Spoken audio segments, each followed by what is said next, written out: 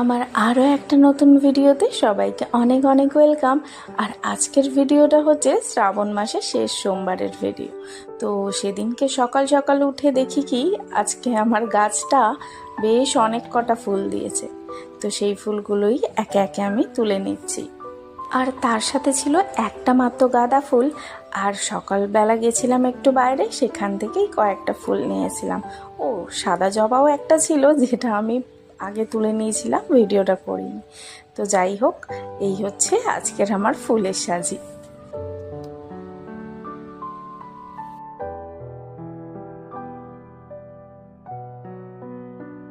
ফুল তো তোলা হয়ে গেছে, এবার আলপনাটা কমপ্লিট করে দিয়ে দেবো পুজো।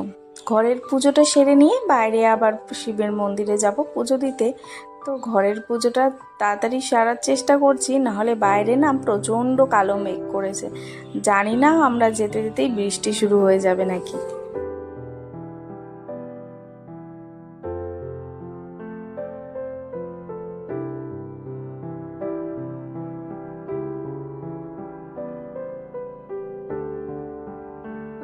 ব্যাস, ঘরে তো পুজো দেওয়া শেষই হয়ে গেছে। এবার যাব হচ্ছে বাইরের শিব মন্দিরে। আর যেটা বলেছিলাম, ওই যে বৃষ্টি একদম মুষলধারে হচ্ছে, সেই জন্য দেখো রেনকোটও পরে নিয়েছি। আর এখানে পুজোটাও আমি সেরে নিয়েছি, কিন্তু সেইটার ভিডিও আর করিনি। তো শিব ঠাকুরটার ভিডিও করে নিয়েছি। আর দেখো, যেই আমরা আসলাম তখন হালকা একটু বৃষ্টিটা কম হচ্ছিল।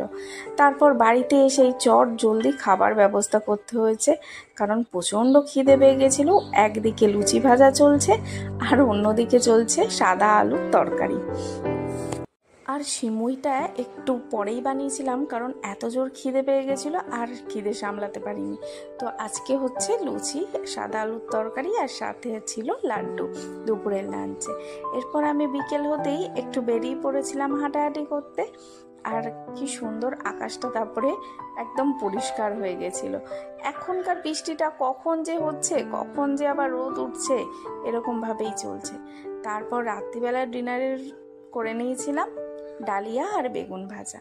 আর ডালিয়ার রেসিপিটা আমি ফুল দিচ্ছি না, ওই সব সবজি কেটে নিয়েছিলাম হাতের সামনে, যে যে সবজি ছিল সেগুলোতেই একটু গোটা গরম মশলা আর জিরে ফোড়ন দিয়ে একে একে গুঁড়ো মশলাগুলো সব দিয়ে নিয়ে এই সবজিগুলোকে ভালো করে নেড়ে চেড়ে ওই প্রেসারে ডালিয়ার ডাল দিয়ে ওই 3টে মতন সিটি দিয়ে নামিয়ে নিয়েছিলাম।